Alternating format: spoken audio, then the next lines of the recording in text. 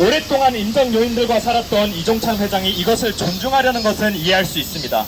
하지만 이승만 대통령은 1948년 8월 15일 대한민국 정부 수립 기념사에서 8월 15일 오늘 이 식을 거행하는 이 식은 1945년 우리의 해방을 기념하는 동시에 1948년 우리 대한민국이 새로 탄생하는 것을 겸하는 것입니다 라고 하여 오늘의 대한민국은 1948년 8월 15일에 태어난 것임을 명백하게 하였습니다.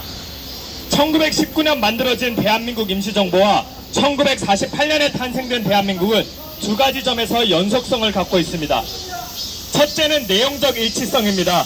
1919년 대한민국 임시정부는 대한민국은 민주공화국이며 모든 주권은 국민에게 있고 권력은 분립되어 있고 인간은 평등하며 미국을 중심으로 하는 자유세계의 일원이 된다고 선언하였습니다. 1948년에 만들어진 대한민국은 바로 이런 임시정부의 정신을 그대로 계승하고 있습니다.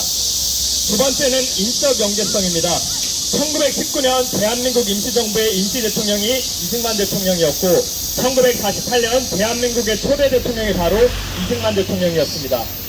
임시정부 요인들은 1948년 대한민국 정부의 중심인물들이었습니다.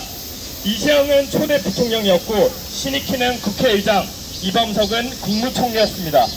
인정의 이론가 조소왕도 남북 지도자 회의에 다녀온 뒤에 남한의 대한민국 정부를 지지하였고 김규식도 유엔의 대한민국 승인을 축하하였습니다.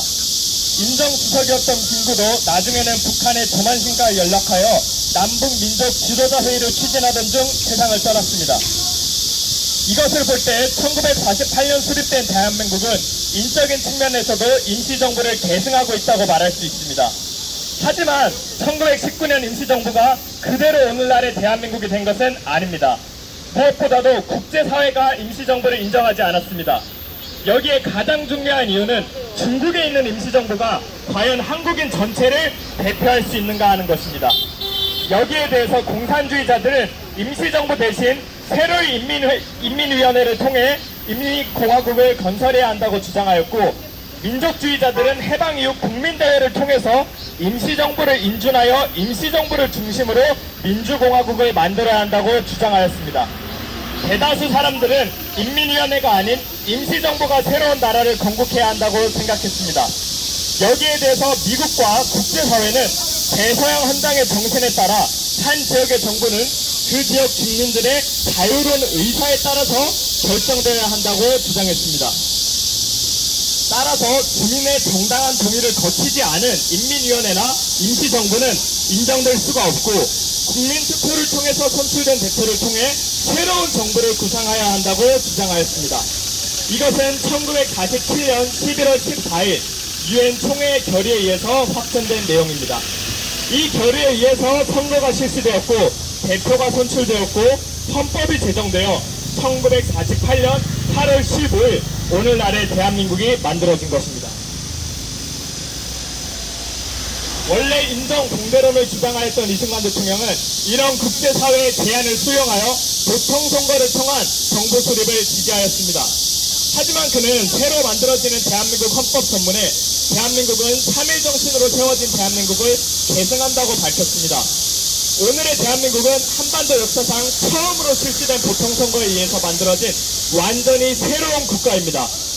제1국회는 국호를 여러가지 선택지 중에 대한민국이라고 결정했고 헌법을 새롭게 제정하였고 이승만을 초대 대통령으로 선출하였습니다. 그러나 내용적으로 대한민국은 임시정부를 계승하고 있습니다. 대한민국 헌법은 임시정부의 헌법을 계승하고 있고 새로운 대한민국의 주요 지도자는 바로 임시정부의 인물이었습니다. 한마디로 우리 대한민국은 1948년 국민투표에 의해서 선출된 국회가 임시정부의 정신을 계승하여 만들었다고 할 수 있습니다. 대한민국 임시정부와 오늘날 대한민국의 관계는 임신과 출산의 관계로도 설명할 수 있습니다. 1919년 대한민국은 자유민주주의라는 위대한 유전자를 가지고 임신하였고 1948년 대한민국은 그 유전자가 성장하여 탄생하였습니다. 1919년은 대한민국의 기원은 될 수 있지만 탄생은 될 수 없습니다. 당시 우리 국민은 일본의 식민이었고 우리 국토는 일본의 식민지였고 우리의 주권은 일본의 철원이 가지고 있습니다. 당시 임시정부는 대한민국을 출생하기 위해서 옥동자를 임신하고 옥동자도 있었던 상황이라고 볼 수 있습니다. 그리고 그 옥동자는 해방과 더불어 여러 국제사회와의 협력을 통해서 1948년 8월 15일 탄생하여 그 이름을 대한민국이라고 지었습니다. 드디어 우리는 우리의 영토, 우리의 국민, 우리의 주권을 갖게 된 것입니다. 1948년 12월 12일 유엔은 이 정부를 한반도에 있는 유일한 합법적 정부로 인정하였습니다.